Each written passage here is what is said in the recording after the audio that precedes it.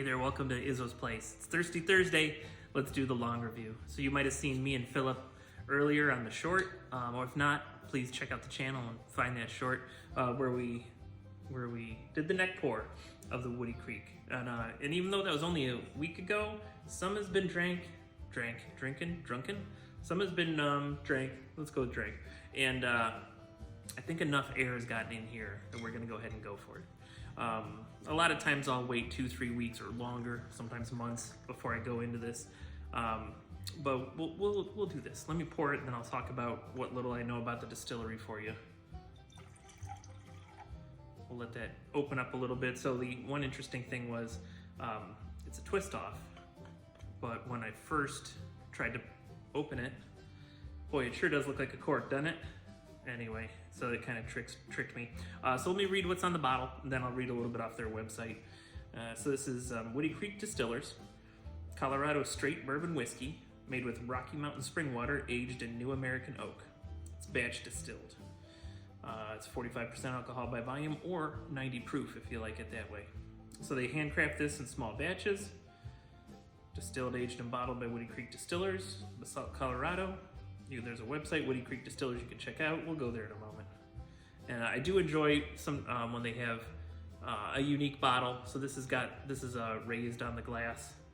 Woody Creek Distillers, established 2012. So there we go. It's a 12-year-old distillery. Roaring Fork Valley, Colorado, USA. What else we got here? Roaring Fork Valley, Colorado. All right, so that's what we got on the bottle. So let's go to the website. So I was scanning it a little bit. Looks like they have a 10-year-old rye named for William H. Macy, and apparently he helped them pick out some of the barrels, so I'm gonna be on the lookout for that. I do like a good rye. A 10-year-old rye could be pretty fantastic. Okay, so they wanna make the finest craft spirits they can with each unique taste and character. So for their ingredients for the distillery, they try to grow and harvest a lot of their stuff. Sounds like they grow their own potatoes, and they grow some of the grains, but they also source some of the grains it sounds like they only want to do trusted Colorado farms. So whatever makes them trustworthy, if they're organic or if they're following something, who knows? But they're trying to be like as local as they can, it seems like, and use the nicest ingredients they can. So you like hearing that. They do have a tasting room. You could check it out on their websites when they're available and where they're at. Yeah, that's kind of what I got for you. All right, let's go ahead and check this nose out.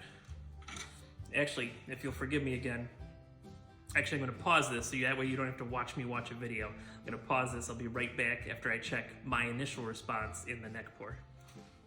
Okay, I'm back after watching what I did. So on the nose, I was getting classic bourbon notes, some cherries, some caramels, and I didn't vocalize what notes I was getting on the palate, and it doesn't look like I took any notes. So my neck pour is a little bit incomplete, and that's a bummer.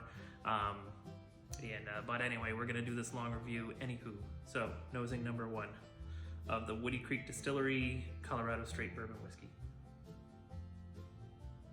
Oh, and I'm like half congested, so hopefully that won't mess with this too much. But it does smell very good.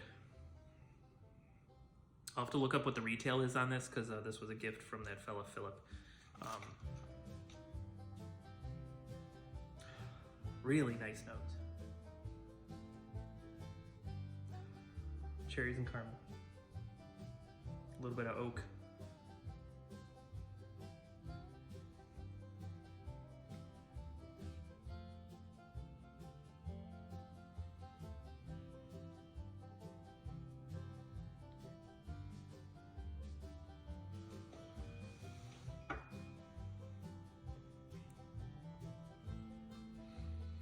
Lots of cherries on the palate, especially in the finish. Actually, it kind of all translates over. Maybe that's why I didn't say any notes. I definitely get cherry, caramel, oak, a little bit of spice. A little bit of spice gets added into the palate. Not too much of a hug, but it's real spicy, like on the back of the palate, but right before it goes down, but then traveling down my esophagus. didn't hurt too bad. It is 90 proof. It's not the highest thing you've seen on this channel. That's for sure.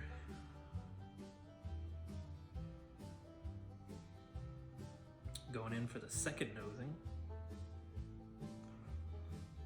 Those cloves that I always smell show up.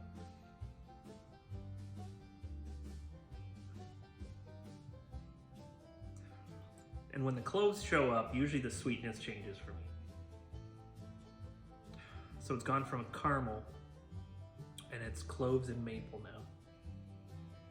Cherries are still there, which is kind of neat.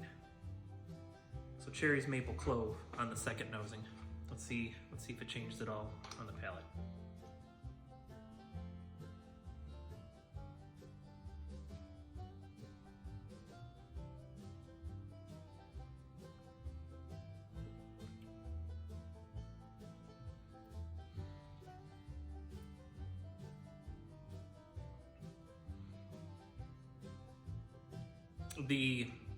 The sweetness on the palate has also changed. I'm getting less caramel. It's more like a vanilla sweetness. The spice was a little more preeminent for me, and to me it was like a black pepper spice. Finish didn't really change. No hug. Darn it. They changed the light switch. I just realized. I hope it didn't look too bad. I'm gonna go turn off this light real quick.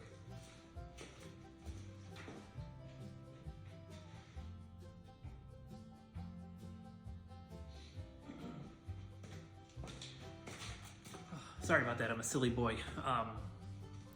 I knew the picture would be better with this off, but the electricians have changed what light switch does what on this job site, so yeah, I didn't realize that light was still on, even though it was staring me in the face. All right, we're coming in for a third nosing. Cloves has taken over. The cherries and the maple are in the background. Not in the background, but the cloves is definitely, for whatever reason, trying to take over.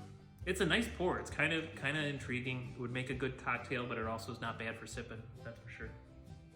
Sipping and enjoying.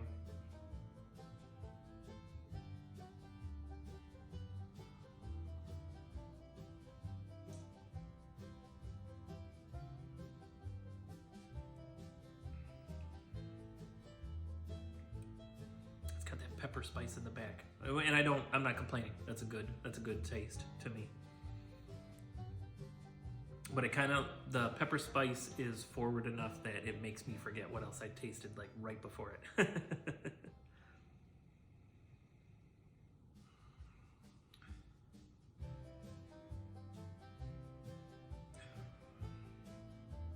I don't know if you'd count this as the third or fourth nosing. I'm saying it on the nosing.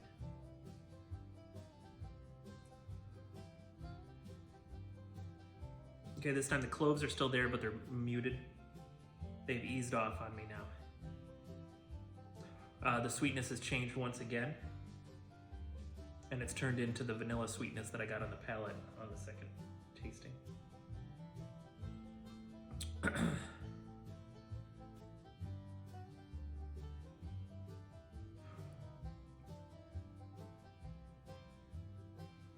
That's really nice. I'm pretty impressed with this. You know what? While I'm tasting, I will look up what the suggested retail for this bottle is. All right, that's interesting. Hold on. That's weird. Okay. I don't have a clue why this would matter, and I'm gonna have to see if anyone else has ever noticed this. If I stand up with good posture and smell, oh, that's weird. The cloves are more prominent. If I lean forward, I get more vanilla. That's so weird. I don't know if maybe I'm changing where the scents are hitting in the top of my nose. I don't know, but it's weird. Let me see if that's a fluke or if it happens again. More cloves. Less of a drastic difference than what I thought was, but still, there was a difference with how I hold my head. Did nothing leaning back a little except, brought myself in danger of pouring whiskey up my nose. Maybe we should stop with that. Oh, I was gonna check out the retail on this. So for checking retail prices, and it's not always accurate, 100% accurate, but it's really darn close.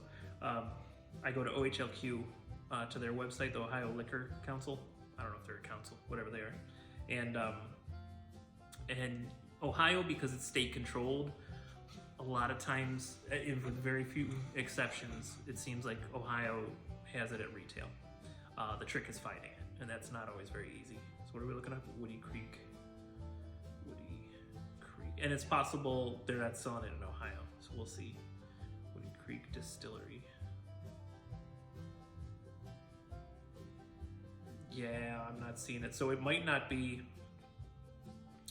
I know Philip got this in Colorado. So we got nothing. Okay, let me look it up on the regular internet. So that's interesting. So apparently, not selling in Ohio.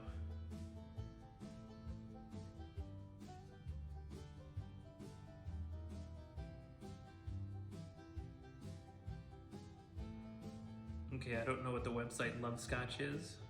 They're selling it for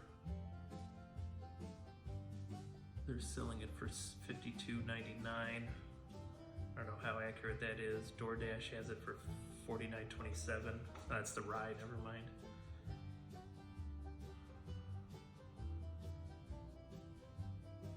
It looks like it should be around 50 bucks. Darn. That Woody Creek, that William H. Macy one I talked about, the rye, that's like it's on Sip Whiskey for $200.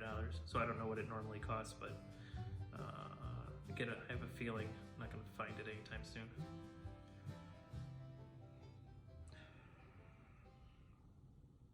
Okay, good enough. We can stop looking at my phone while I'm recording this. So I'm guessing if you can find it in a store, you're going to pay between $50, $60. I think it's a good price for it. I probably wouldn't pay more than $70 for this. It's a pretty good pour, even at $70.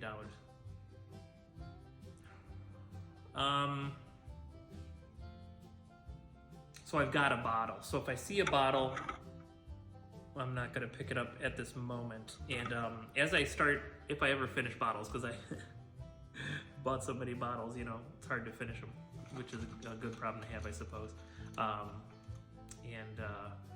So as I finish bottles, I will start talking about whether I felt ultimately that something was a good value and whether I would rebuy it or not. And so it'll be interesting when I get some of these bottles down to the end.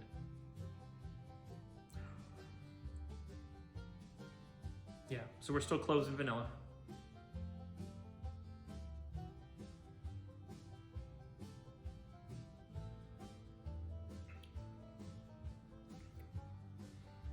Okay, so I remember to pay a little bit of attention on the palate before the black pepper hits.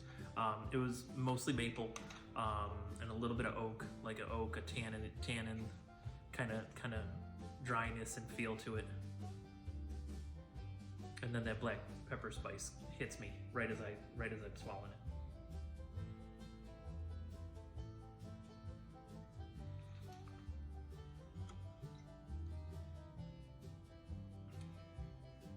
They don't say the mash bill here. Let's go back to their website one more time, and we'll see if they got the mash bill. I know for the rye was like 80%, but this is not the rye.